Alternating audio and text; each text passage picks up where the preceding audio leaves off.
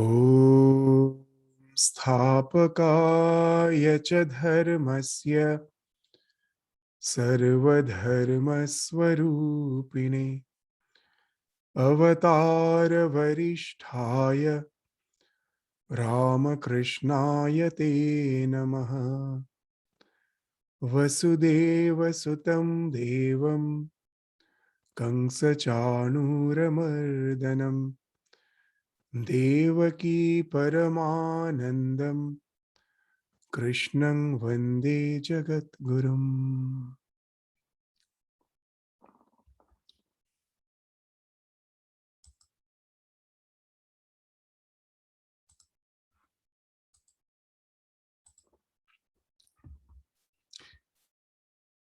So, in the last class, we were studying the 20th sloka of the second chapter of Bhagavad Gita, which speaks of the negation of the six changes, of the six transformations, which we see in any of the phenomenal existence, whether it is animate or whether it is inanimate.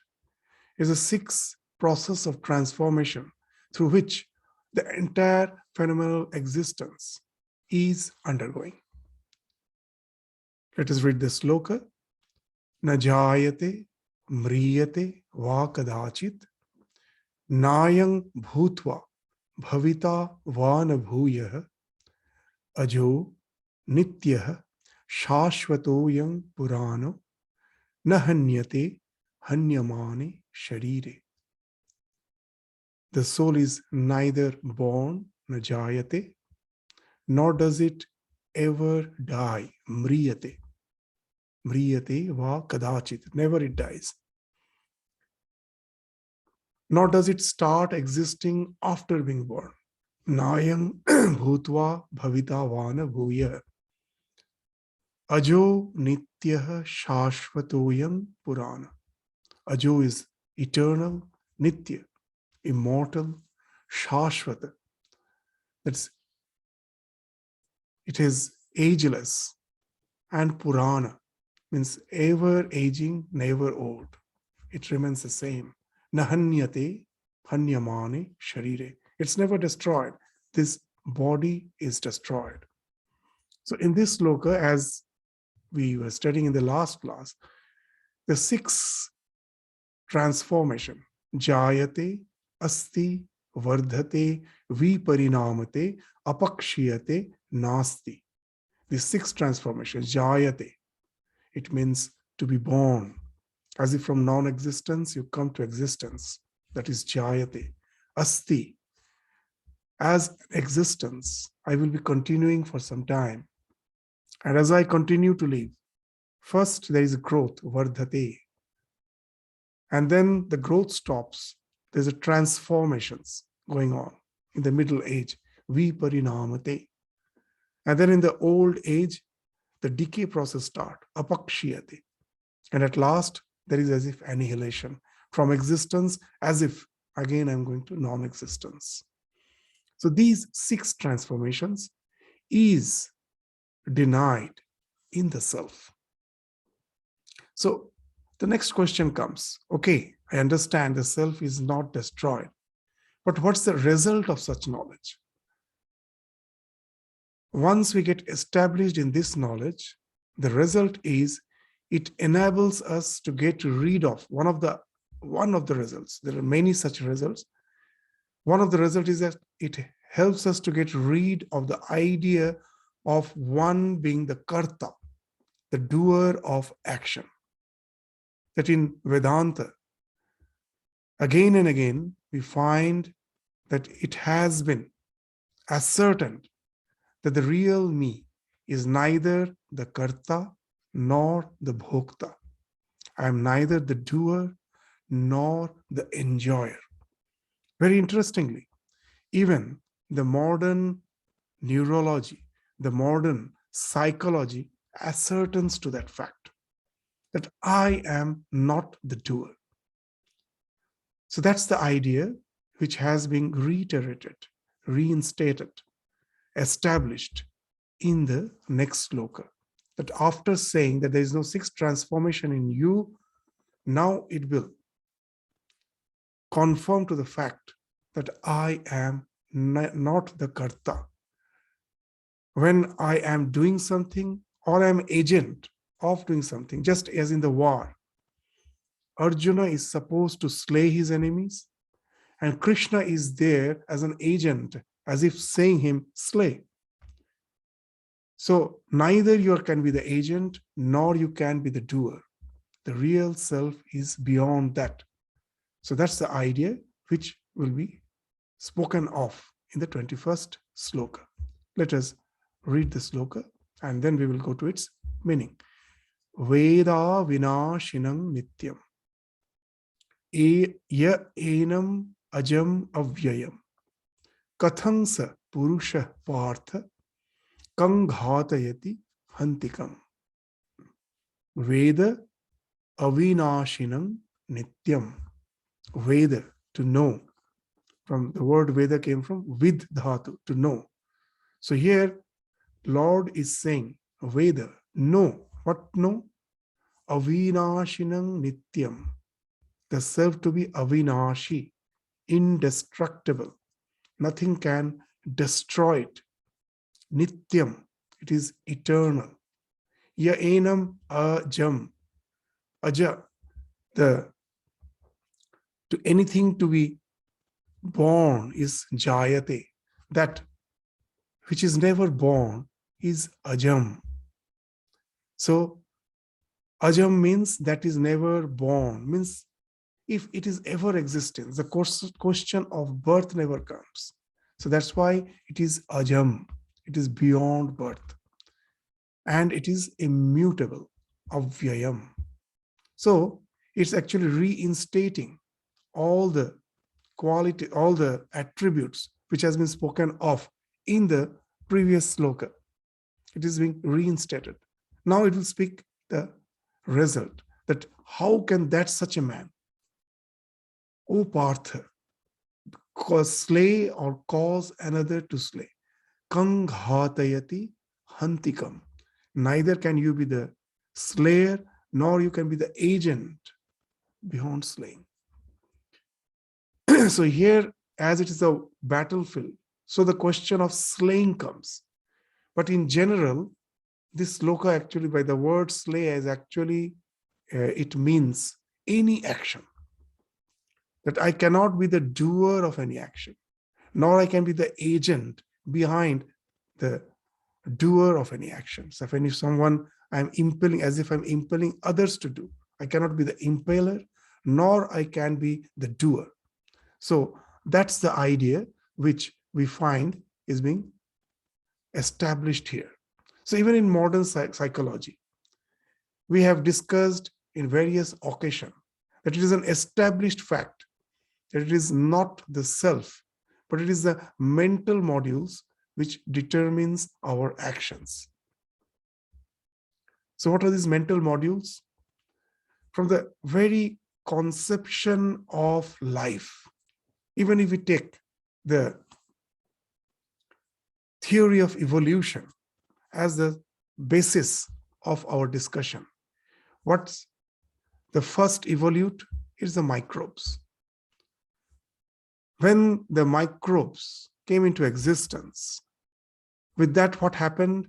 The non-local consciousness as if got associated, localized in that microbe body. And now it starts thinking, I am this psychophysical existence, the small microbe, that's what I am. The sun has got reflected in a very small ripple. And that reflection thinks that, and this reflection along with the wave thinks that this is what I am. It forgets that it is the sun.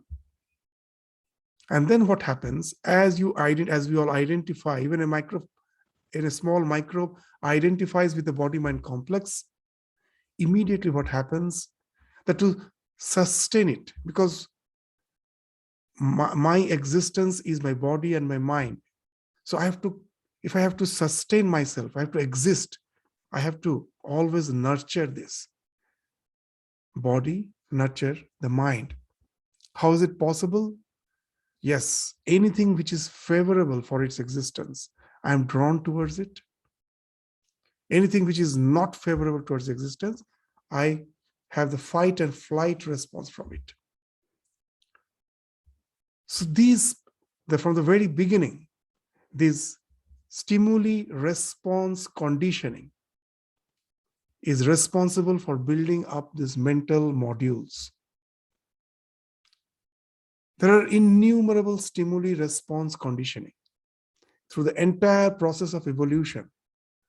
There are so many stimuli response conditioning with particular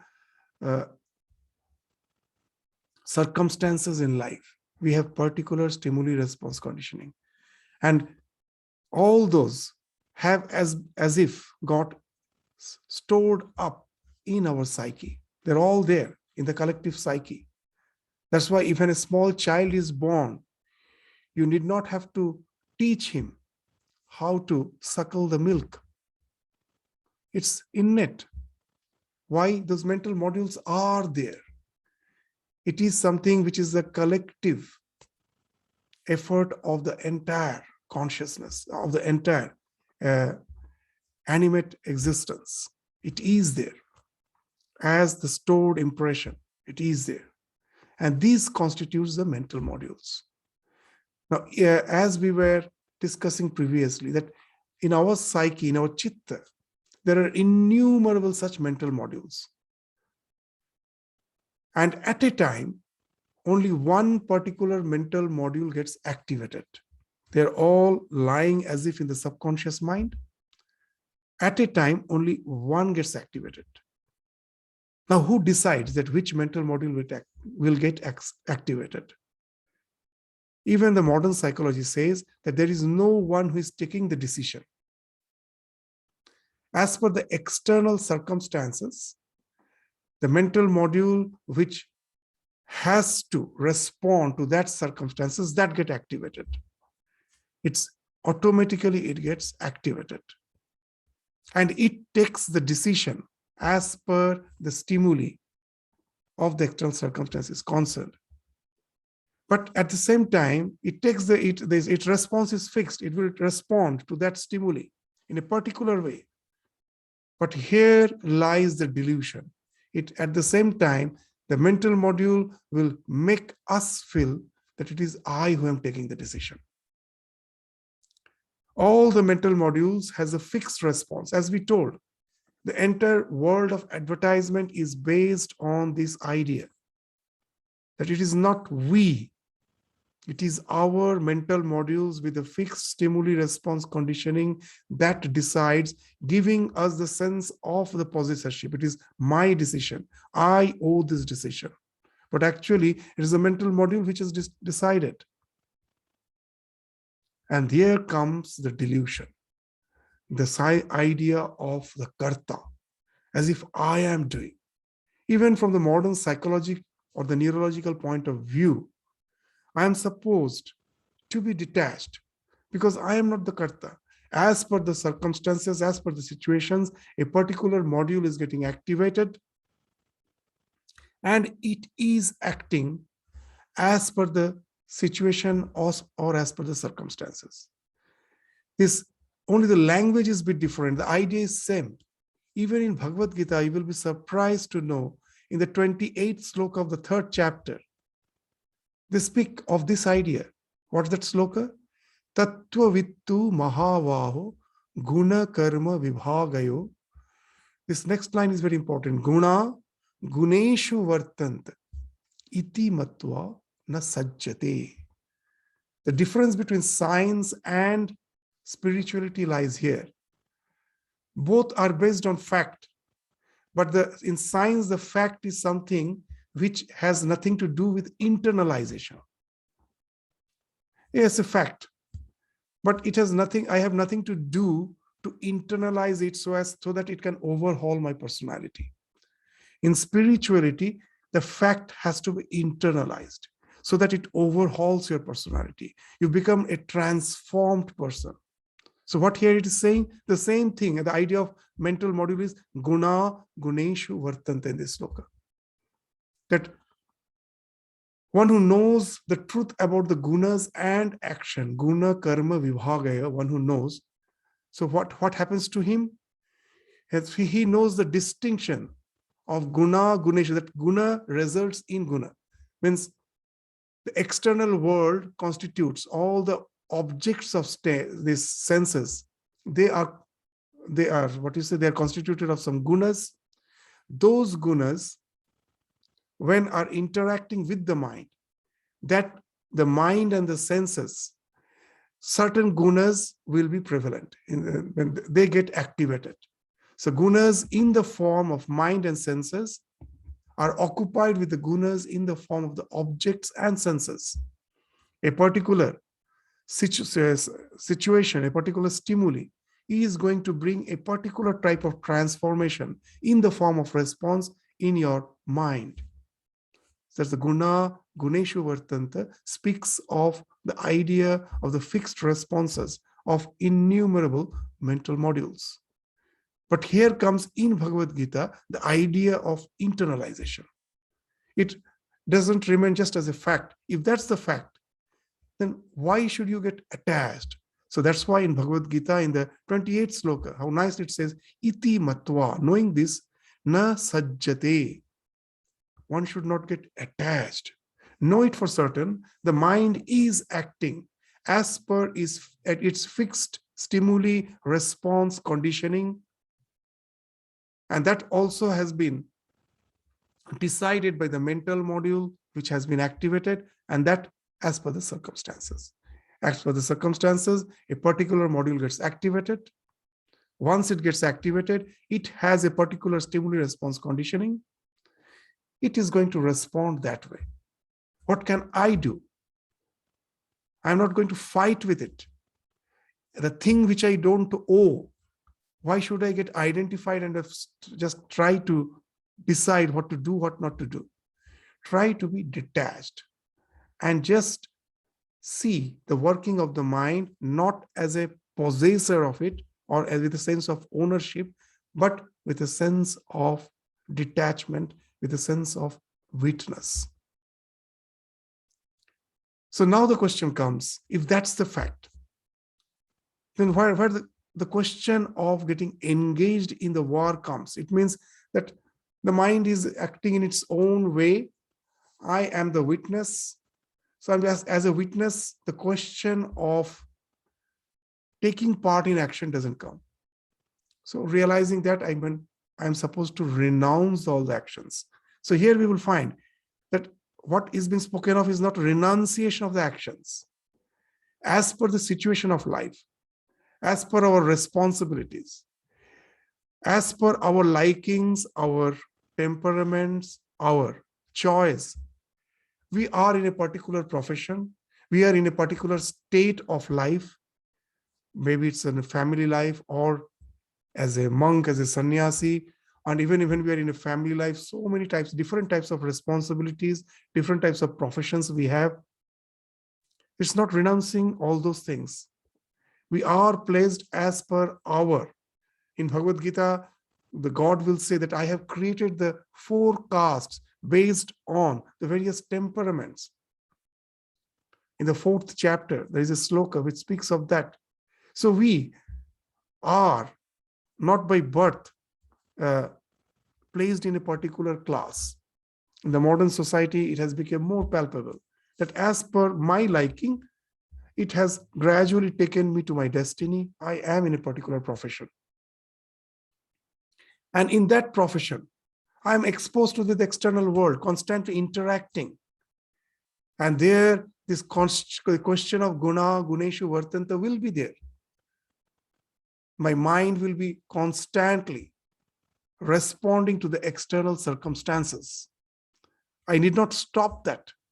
As per my responsibility, I have chosen a particular profession, and in that profession, my mind is bound to act in a particular way. We all know that I, the one who am as a father or as a mother, when I'm dealing with my child, is not the same person who is in the office. You will find that you are a totally different person. Or when you are with your friends or with your colleagues, or when most probably you are in socializing, you are not with your children, you'll find that how our total behavioral pattern changes, totally changes. I find that even that old alumni groups, when we were in schools, so in colleges, those are, if you somehow get related to them, you find that as if we have not grown. We are as if the same one who were as students along with them. Our mental modules takes us to that state. So it's our mental modules, as per the circumstances, changes our personality. It's quite okay. But as otherwise, we can never take care of our responsibilities. If I say that I am not going to respond to the stimuli as per the situation is concerned, I just renounce, run away from the society. That's not the thing which Bhagavad Gita is speaking of. Gita is an unique scripture where we find God is preaching in the midst of the battlefield, in the midst of action. No question of renunciation. Here, Abhyudaya and Nistrayasa should go hand in hand. My ultimate spiritual goal is in no way to be compromised at the cost of Abhyudaya, the social upliftment. Both has to go hand in hand. I cannot simply run away from the situation.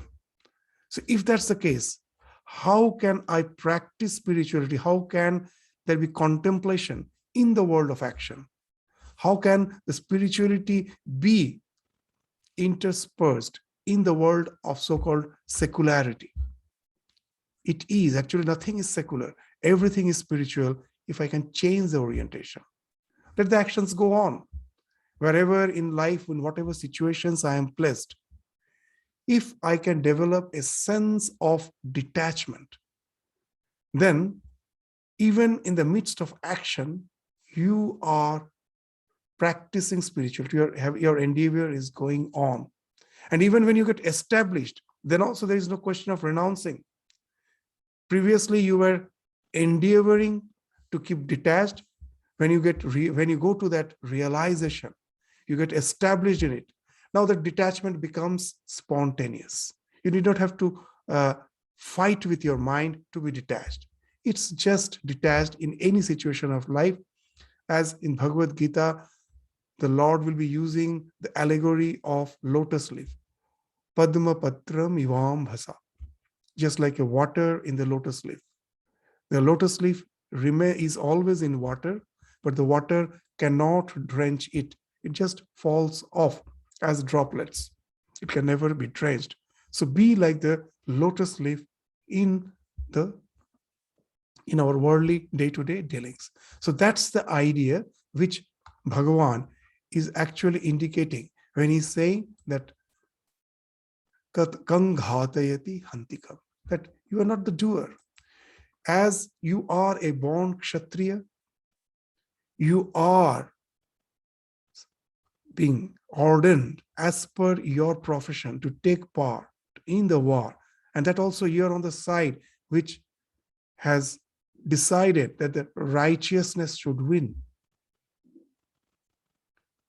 And here now, instead of thinking that you are going to slay and after slaying you are going to rule, that is going to ruin you. Because now in this situation, it is your kith and kin. This particular situation has brought you in such a situation. You are in a moral indecision. You don't know what to do. But know it for certain, even if it's not your kith and kin, the approach should be not that it is I who am going to kill them, and after that it is I who am going to prevail as the emperor. Not with that idea, that after killing, that you are going to be the ruler. That's something which is going to happen as per the laws of cause and effect. But it is not for that. You are just doing what you're supposed to do, being detached. And even if you have to have a sense of that amness, have the idea that you are the instrument in the hand of divine.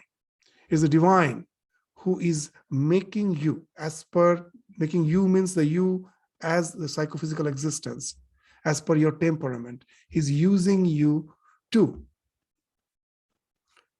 play a specific role in the huge teamwork which is going on. It's a divine teamwork going on. I have a specific role to play as per my uniqueness, which each one of us has particular uniqueness. The Lord's creation is wonderful.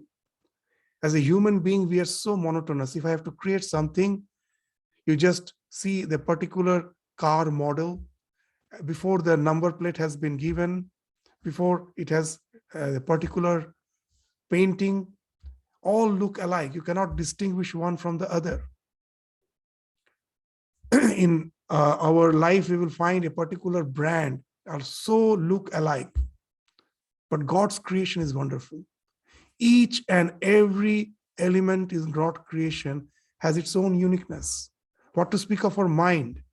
Mind is so varied. Our mind, our feelings, our emotions, just something as small, as physical and as small as our thumb impression can distinguish me from the entire world. Isn't it a wonderful thing which the Lord has done? In the name of fanaticism in the world, what we are doing, we say that Lord ought us to believe in such and such way. Beyond that is not the world, is not what Lord intends. We as if want to make uniform everything, regiment everything, and we forget we are denying the God. God's creation speaks of this variety, uniqueness in each and every individual. Variety is the signature of God. If you want to find the signature of the Lord, you find it in the variety. And this speaks that Lord has created this variety. Why? So that each and everyone has a particular role to play in the huge, vast teamwork which is going on, yajna which is going on, of which sometimes I'm not aware of that. What's the ultimate purpose of it? Let us not waste our time in trying to decipher the God's will. Let me be satisfied with my role as a nimitta, as an instrument.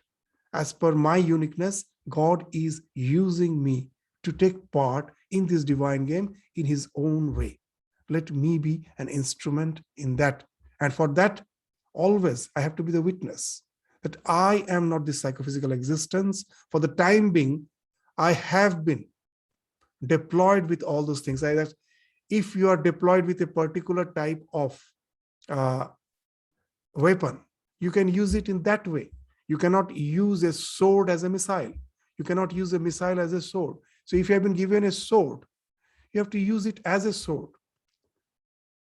If it's a missile, it has its own way. So with what type of mind, what type of body, what type of temperament we have are the weapons we have. It's not me. And I can use them in just that particular way. That's what Lord has decided. That's my limitation. I cannot go beyond that. I cannot imitate others. That with the sword, I cannot just think the one who is just ejecting the missiles, projecting the missiles. With the sword, I cannot do that. So that's my limitation. Lord has given me this. I have to do whatever I have to do. I have to do with this. So with our psychophysical, all our uniqueness, we have to act. But knowing well that these are the weapons in my hand. This is my mind, my senses. I am not it. I am something apart from it. And the real me is that ajam avyayam, indestructible, unborn, it ever is. And it, knowing very well that you are not that, now you can act as an instrument, not thinking that the thing which has been given to me is something which is I'm identified with that, or I owe that, I'm an owner of that. No, for the time being, it has been given. Again, as per my evolution, it will be changing. The mind's patterns will be changing. I will be playing some other role. So this sense of detachment is the thing which is very important to be practiced in the entire Bhagavad Gita. That's the idea which has again and again been reinstated from the various paradigms, from various angles. This idea we will find even in the lives of the great spiritual luminaries, is how nicely it has been exemplified. I will just indicate a small incident in the life of Sri Ramakrishna. Sri Ramakrishna was very fond of one of his nephew. His name was Akshay. In those days, he got chance in the medical college. He was quite a brilliant student. From that remote village he came, and in Calcutta he was on the final years of his medical studies, and he suddenly died. Such a brilliant young boy.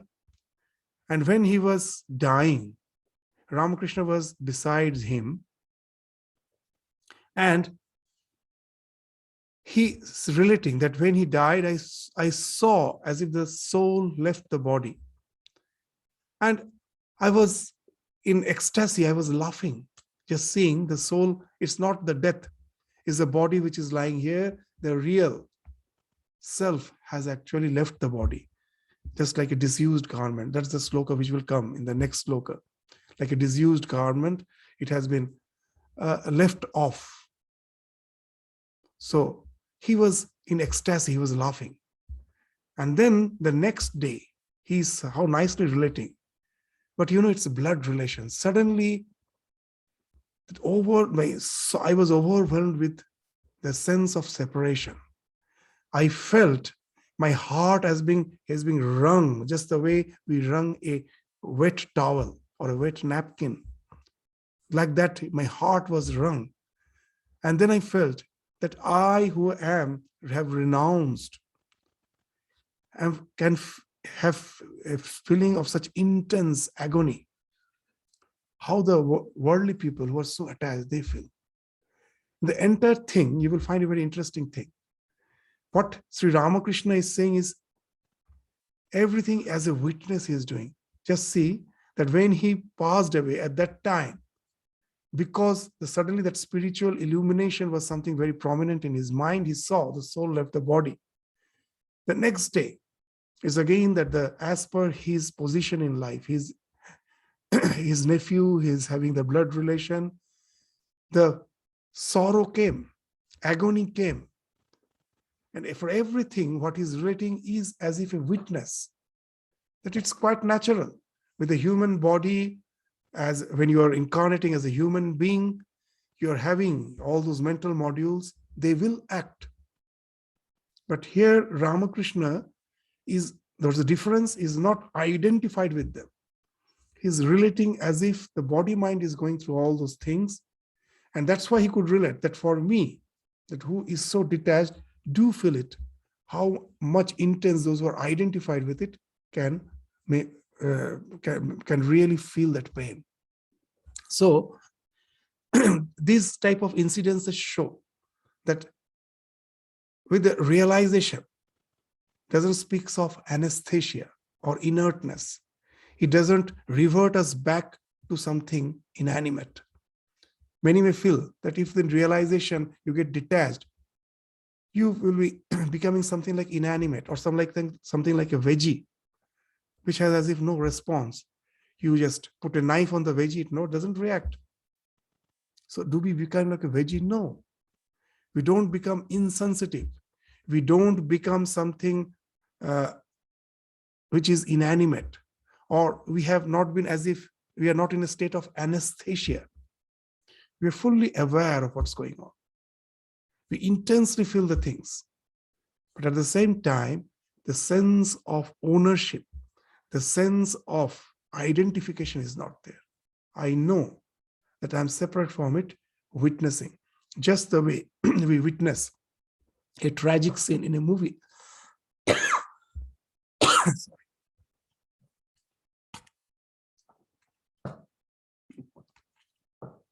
When we are watching a tragic scene in a movie, we know it's a movie going on. We pay for it. We buy ticket, we purchase TV ticket and go and enjoy the tragedy. We know what's going on is nothing which is going to affect my life. And then the tragedy becomes an enjoyment and entertainment. In this life, tragedy is tragedy for us because we cannot take the virtual reality as virtual. We get so identified with it, and that makes the entertainment a matter of tremendous agony. If a tragic movie can be an entertainment, the tragedy which is going on in our life can be an entertainment. It needs that spiritual courage to develop that detachment. There's a story, wonderful story in the Gospel of Sri Ramakrishna. Ramakrishna, the master of these allegories and parables, he's saying that a farmer, he had only one son. And one day in his dream, he saw that he is a king and he has 7 beautiful, handsome sons as their prince. All the princes were there, 7 of them. They were highly capable, and they were really handsome. And when the dream broke, when he came out from the dream, he saw that his wife is weeping, crying. What happened? The wife woke him up and told, our only son, he passed away. He had there's some disease, and because of that, he passed away. But this man was just simply sitting without showing any sorrow. And his wife really felt extremely disturbed that how can he be so insensitive, that his son has passed away, there is no expression of any emotion.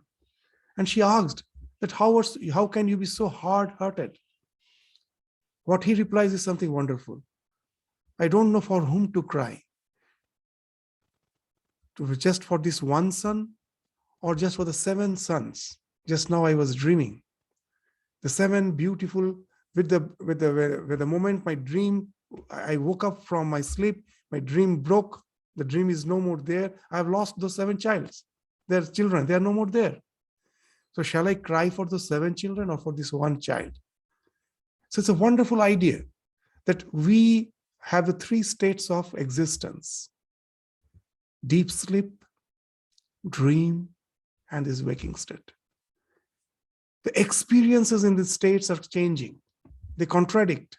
The experiences in the dream state contradicts with the experiences of the waking state. They're not the same.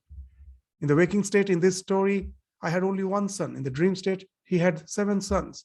These are all contradicting. So neither these experiences, so what I am dreaming in the dream state, my present and my waking state is untrue. That never comes to my mind. And when I wake up, I know my dream is untrue. My dream contradicts my waking state. My waking state contradicts my dream. So as for the experiences are concerned, the moment our level of awareness changes, all the things changes, experiences. So what is true? The question comes, what is true? The one who is experiencing. It is I who was experiencing in the dream. It was a farmer who was experiencing in the dream that he is the king and he has 7 beautiful princes.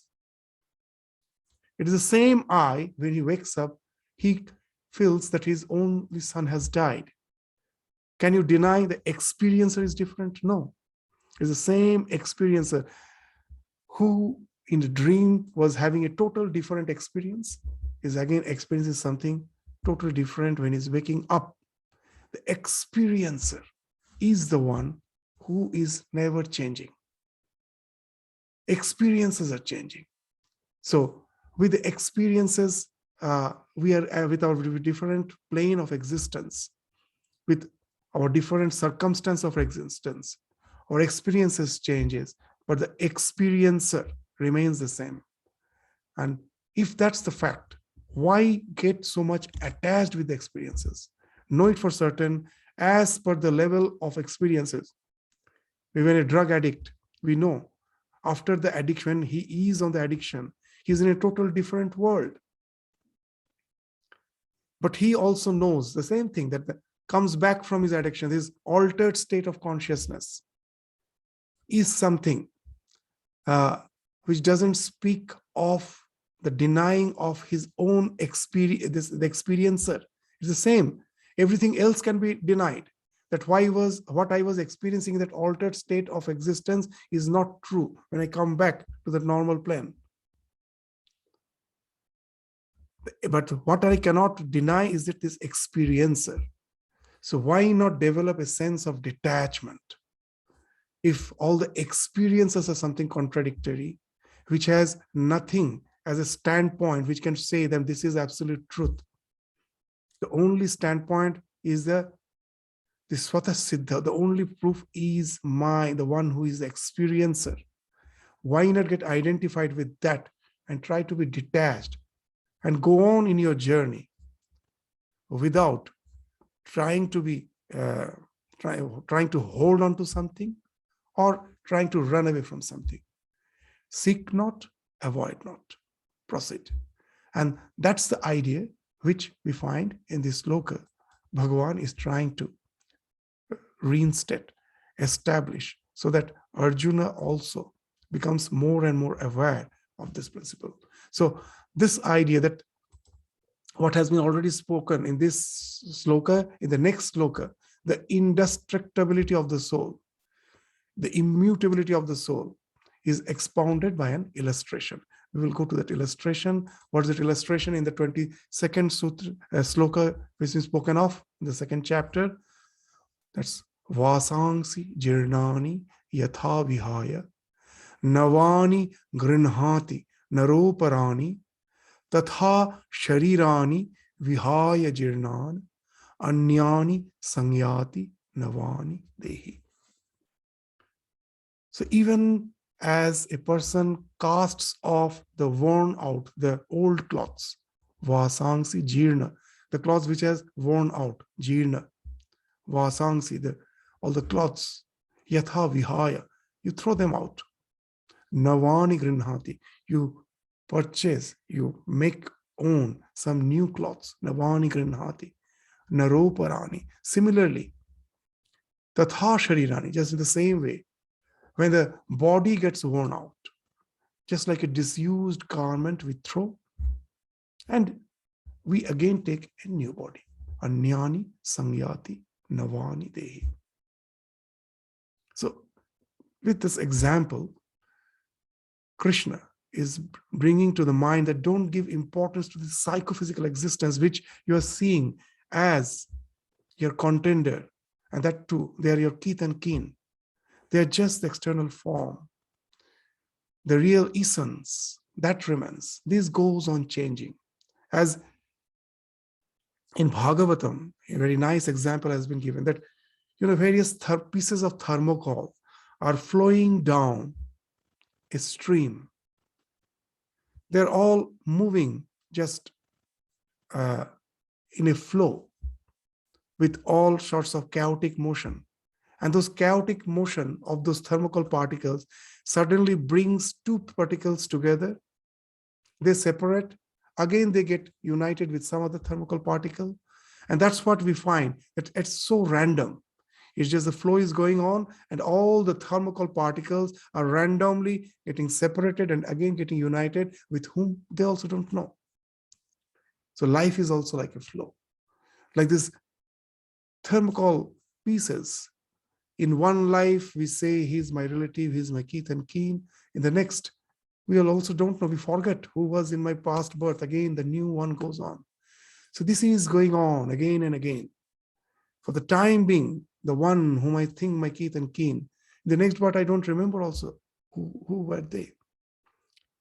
So that's the thing, that once your body, like the disused garment, becomes worn out, you renounce that, you take the new body. So it is the act of giving up the old body or the entering the new body. In this act, the self does not undergo any change. It remains the same whatsoever. So in the Vedanta also we find that what it speaks of, that Brahma through its inscrutable Maya This Maya is a very important word, inscrutable Maya, creates a body, gets identified with it, and regards itself as an individual or embodied soul. That's what is happening. The non-local consciousness is getting identified with the body, with something limited. This question comes, why it has to be so? In the very first paper read by Swami Vivekananda, the paper on Hinduism in the Parliament of Religion, it's not the first lecture. After the first lecture, which made him famous, a few days later, he was he had to represent Hinduism by reading a paper on Hinduism. It's a very, if you get chance, you go through that lecture, the paper on Hinduism by Swami Vivekananda. It's in the first volume of the complete works. Even in internet, you can search and you can get, if you search in internet, the entire complete works of Swami Vivekananda is there. Anyone can refer to it, download it. It's just free. And there in the first volume, in the in the first section, this lecture is there, the paper on Hinduism. There we find Swami Vivekananda is defining this ignorance, ajnana, in a wonderful way. That in all the religion, we find that so much of energy is wasted in finding out the answer to the question that why this creation? If God is perfect, he has no need. Why he has created? We always create out of some need. If you have no need, why should you create? If God is all perfect, he's ever fulfilled, what was the need for creation? And we find a lot of answers. They may be poetic, but sometimes we find it doesn't appeal to our reason. Swami Vivekananda says that Vedanta gives a very bold answer. What's that bold answer? That somehow the perfect appears to be imperfect, as it became imperfect. Why? He says we never go for all those poetic discussions. Our simple answer is we do not know. It has happened. Why it has happened, how it has happened, we do not know. Then how do you know that it has happened? Because there's a way out. I know that this limited individuality, this sense of limited individuality can be just amputed, can be removed. You can just ampute yourself from your psychophysical existence and get established in yourself, from where you find everything is a mere projection. You can do that. So as I can move out of it, I can understand that from that state I came. To give a common example, when you are dreaming, someone and your dream breaks, you come out of the dream, you know, oh, it was just a dream. It was not real. I am not that dream. But if I ask when you started dreaming, can you ever answer? We don't know when we started dreaming. Why you started dreaming, can you answer? I don't know. I don't know why the dream came, that all those silly ideas came to my mind. I don't know. The similar way, just here also the answer comes, that I don't know. That the silly things which I was dreaming, that never happened to me in my life. I was in a crisis, I was in a danger, I was in a nightmare. I was having a nightmare of all those horrible things. And then I find that I am just quite happy with myself. I wake up, I'm happy with myself. In the meantime, from where it came, I don't know. So here, Swamiji is saying, that's what is ignorance. The simple answer is, it has happened. As I can come out of this situation, I can again get established. Just when the dream breaks, I know that I am perfect. Similarly, here also, I come out. So that gives me an impression that I went into that state. How I went, I don't know. So ignorance is that, ajnana. Somehow we came into this dream state where we get identified with this embodied individualities. May it be a microbe, may it be an evolved human being. So it is this, because of this is the inscrutable Maya. How this ignorance happened, we don't know. But from that, This body comes into existence and we get identified with the body. Just in the dream, when you are having the impression that the farmer's example we take, the poor farmer was thinking he's a king. His body is as if changed. He's having very expensive garments. Is he really having a body? No. Nothing is happening. So he's creating his body and he's getting identified with that body, not only creating. So similarly here also, when we say in Vedanta that everything came out from Brahman and get identified, just the way in the dream we do. We create so many new bodies and we get identified with them. Similar thing has happened in the spiritual sense, that it is a Lord somehow is appearing as many and he has got identified with the many. So why it happened, we do not know. And once this identification, as we again and again say, with this identification with the body happens, then the question of evolution comes. At a simple story, the simple fact of that experiment in the petri dish, we take so many times, we have related so many times, that in a petri dish, there is some fluid. And through a microscope, I see that many randomly moving particles. And the teacher says they are not inanimate particles. Some of them are, of course, dust particles, but among them, some are animate, living, they're microbes. Do you want to see, want to have a proof? The teacher will now put a drop of nutrient in the center of the petri dish. And among all those randomly moving particles, as if inanimate dust particles, a few you will find has gathered direction. They're moving towards it. And instead of nutrient, if you put some toxin there, they will move away from it.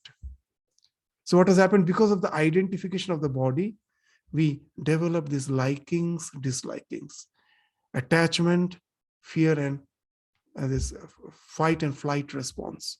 So all this comes once we get identified. And we are going from one body to the other body. Why? Because of the ignorance, one thing has happened, that I get identified with the body, but something behind the body is saying you're eternal. That is being echoed through the body and mind, which is not eternal. But I take the echo to be the real. I take the whole body from where the echo is coming, that as if is saying, I am eternal. Just when you're standing in front of the mountain and you're shouting, that same, your voice comes back and you think as if someone from the mountain is speaking. Similarly, here also the same thing happens. Someone is saying that you're eternal, and that comes back as an echo from the body mind saying you're eternal, and you feel the body mind is eternal. And at last you find it is not. And now the entire endeavor is going on in this name and the process of evolution. What is going on? To realize that voice in something which is never possible. The microbes are conglomerating. There's a division of labor so that I can cope up with the environment in a better way. And we are evolving. That's how the biology says we have evolved. To realize the impossible, which is never possible. We are trying to do that as if through eternity. And that speaks of the evolution. And this evolution is cyclic. It's not linear. As a human being, we have developed that capacity to realize the fact that it is a futile attempt to realize the perfect in the imperfect. You can never do that. Now you have to be detached. And the renunciation starts here, from that realization. So what's the realization? I'm already perfect. Somehow I am deluded that I am this body-mind complex and was trying to find perfection in it. And that's resulted in this, entailed in all the biological evolution. It cannot go on. Even in modern science, we say that after human being, if anything has to evolve, it has to be extremely inanimate. That is the artificial intelligence, robots. You can never really think of evolution beyond the human being. Once you have developed that idea that You are not the psychophysical existence. The evolution has completed. It has completed a cycle. It cannot be linear. It has completed the cycle. What's the cycle? That I am the self. Because of ignorance, I thought myself to be the body-mind complex, and that entailed in all the biological evolution. And it took me to the point where again it made me realize that, oh, I was deluded by the ego. This attempt to realize the eternity in something which is flowing is impossible. And I again detach myself and get established in my own self. Till then, this is the process which goes on. Vasangsi jirnani yatha vihaya. Again and again, so many attempts we are doing. Throwing out the worn out garment, taking a new one with the idea, with this, I'm going to stay through eternity. Again, it's worn out. It's gone. So many times it happens. I go to the shop, I buy something. I'm so fond of it that even when it has got worn out, sometimes it becomes so difficult to just leave it. Others pose on pointing. This is quite old. Have a new one. I become so attached to it. At last, I have to throw it. And again, I go for the new one. Again, with the same idea. This is the thing. Oh, I like it so much. As if it was made for me. I will take care of it. I will just make it as much as possible that I will not allow it to disintegrate, to get damaged. But the nature's law is such, it is going to be worn out. I have to throw it. And it goes on till that realization comes that you are not it. And nothing needs to adorn you. You are already perfect. You are beyond all these so-called attributes. And then this process stops. And till then, it goes on. That's what the Lord is indicating. So during this state of self-forgetfulness, the true self, the true nature of the self never changes. It's just like the sun. For the time being, it gets hidden by the cloud, but it never loses its splendor. It's just like the mirage. It cannot be drenched. That mirage, huge mirage you see. Can you drench even a single sand particle with a huge reservoir which you see? No. So all these changes which is going on, the self is never affected. You cannot drench it. You cannot drench even a single sand particle. That's the idea will be again stated in the next sloka. So we'll go to it again in the next class. And then when we discuss, we will go through that slokas again in the next class. We will find the ideas are as if being repeated. But in scripture they say, Shastreshu na mantranam jamita asti. What is that? In the scriptures, we find so much of repetition. But there is no sense of redundancy. That why should they, this meaning, there is no meaninglessness. You should not develop that it is all meaningless. Why they're repeating so much? Because the scriptures are never tired of putting across the same message again and again. Because our minds are such that even after hearing something, so we find that it has not registered at all. We forget. This forgetfulness is the state of our existence. Sri Ramakrishna, one very wonderful allegory. What is the state of our mind? The village pond is full of scum. A village woman lady goes to wash her all the utensils, the dishes. And that's what was the practice in the olden days. So as the pond is full of scum, she will go to the near the pond. She will remove the scum. The clear water becomes visible. She cleans her pots, her dishes, and then she again returns back. When she is returning, even before she has reached her home, the scum has again came back and covered the pond. So our mind is like that pond full of scum. All these discussions is just like removing the scum. And we all understand that, well, when the discussion was there, the water became as if transparent, as if our mind was clean. But again, in our day-to-day activities, we find the scum comes and covers. So till we can really get rid of the scum once for all. This has to go on. You have to remove the scum. There's a very nice conversation between Ramakrishna and his guru Totapuri. Totapuri one day told that you have to every day polish the brass vessels. Otherwise, it loses its shine. There will be a coatation, a coat will form over it. It loses its shine. Sri Ramakrishna immediately replied, wonderful, to his own guru, he replied, but what if the brass gets transformed into gold? The gold never has that coating. It never loses its shine. So what it means, till the realization dawns, till we get the spiritual realization, this process of Chitta Shuddhi in the form of repeating the same truth again and again, so that as to clear my mind, that every day cleaning the brass vessel has to go on till it becomes gold. So that's what we are doing. That's what the scripture is doing. That's what we will be doing as long as we are studying the scriptures. So again, in the next class, from the next sloka, when we enter, we will find the same ideas will be reinstated. The scripture is like the mother. Just the mother, the way is never tired of saying the same message again and again to his children. The children get agitated, worried, they revolt. The mother is never tired because she knows that's the only way the truth has to get registered in the child's mind, and that will do him good. So she's never bothered how the child reacts. She goes on doing the duty. That's what the scripture is doing. They're like the mother repeating the same truth in various ways so that we get gradually established in the truth. So with this, we stop our discussion today. Again, we will continue with the study of Bhagavad Gita from the next class. Thank you all. Namaskar.